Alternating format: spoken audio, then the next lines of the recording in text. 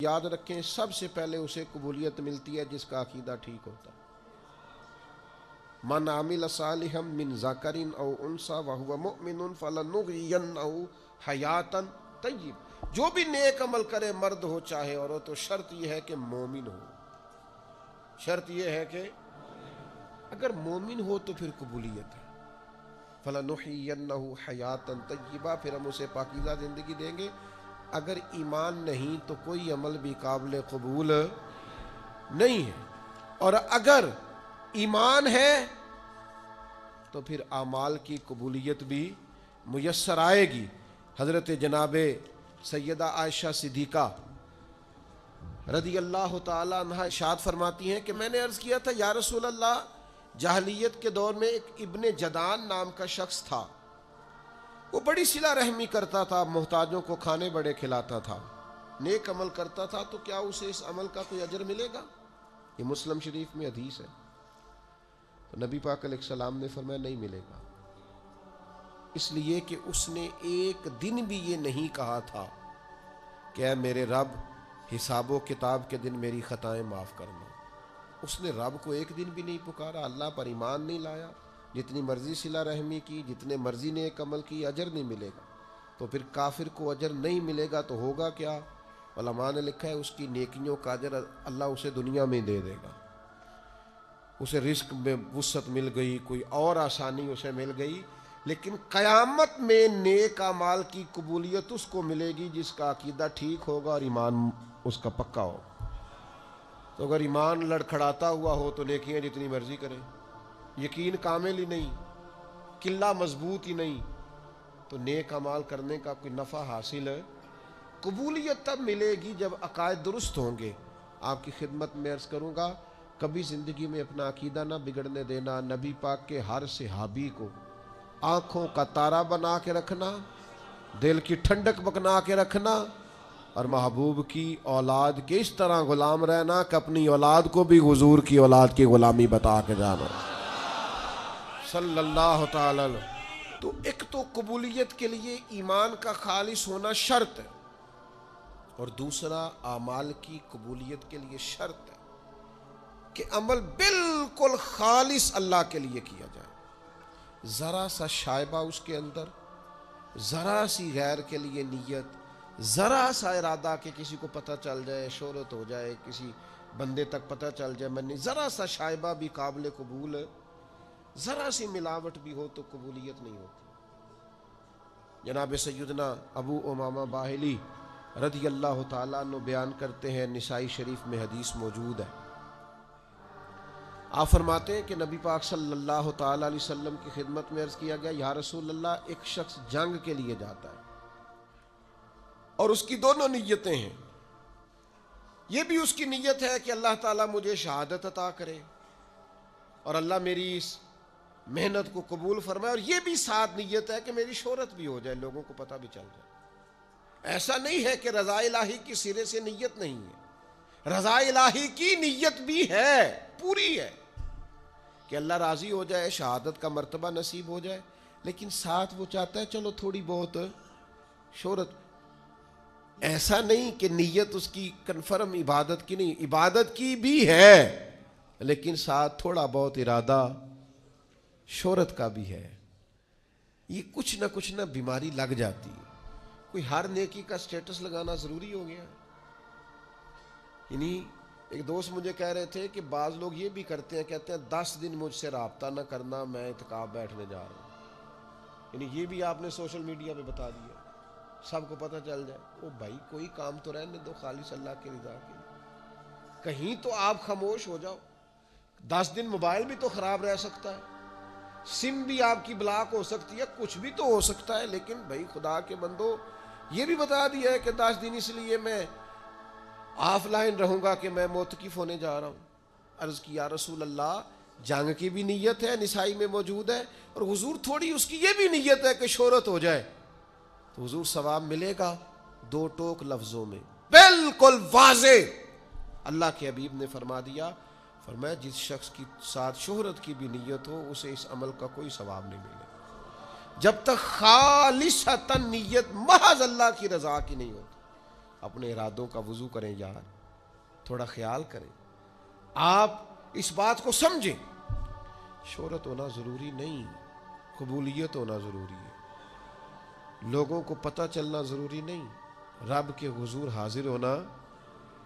حضرت سعد بن ابی وقاص رضی اللہ تعالیٰ عنہ کے زمانے میں آپ ایک جگہ جہاد کے لیے تشریف لے گئے تو فرماتے ہیں کہ ایک قیمتی سونے کا تاج تھا اس بادشاہ کا جس سے ہماری جنگ تھی، تو وہ تاج نہیں مل رہا تھا، جنگ تو ختم ہو گئی، مسلمانوں کو فتح بھی مل گئی، لیکن وہ تاج بڑا قیمتی تھا، ہیروں والا تھا، تو خیال تھا کہ مل جائے تو چلو مسلمانوں کے مال غنیمت میں نفع آئے گا، غریبوں کا بھلا ہوگا۔ تو رات کے وقت ایک نوجوان مجاہد چادر اوڑے بکل مارے وہ میرے خیمے میں آیا اور اس نے وہ اپنی چادر کی اوٹ سے وہ تاج نکال کے دیا، کہا آج مجھے سر شام ملا تھا تو میں دینے آیا ہوں۔ تو وہ رکھ کے وہ چلا، تو میں نے اسے پیچھے سے آواز دی، میں نے کہا آپ مجاہد تو ہیں پر غریب آدمی لگتے ہیں۔ کہنے لگا گھر سے جب آیا تھا تو بچوں کے لیے چند دنوں کا کھانا تھا۔ تو کہتے میں نے اسے کہا کہ اتنی قیمتی تاج تیرے ہاتھ آیا تھا تو نے سارا دے دیا ہے؟ اس نے کہا بس یہ میری دیانتداری تھی، میرا ایمان تھا، بچوں کی بھوک اپنی جگہ پر اللہ کی رضا۔ تو کہتے میں نے کہا یار یہ چہرے سے نقاب ہی ہٹا، اپنا نام ہی بتا، قبیلہ بھی بتا، باپ کا نام بھی بتا۔ تو کہتے ہیں مجھ سے کہنے لگا یہ نیکی آپ کے لیے نہیں کی، یہ میں نے رب رسول کے لیے کی ہے، اور جن کے لیے کی ہے نا وہ میرا چہرہ بھی جانتے ہیں، نام بھی جانتے ہیں، باپ کا نام بھی جانتے ہیں، قبیلہ بھی جانتے ہیں، آپ کے لیے نہیں، جن کے لیے کی ہے وہ انہو علیم بذات الصدور، وہ تو دلوں میں چھپے راز جانتا ہے۔ تو میرے بھائیوں یاد رکھیے گا